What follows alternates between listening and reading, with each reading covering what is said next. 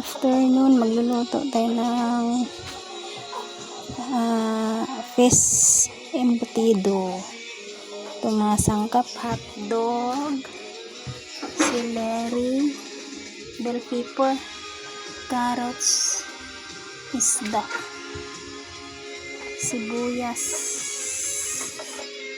tsaka yan, tsaka ito haluan natin ng itlog, tsaka yan, mikos na natin guys. Yan, pasas yan.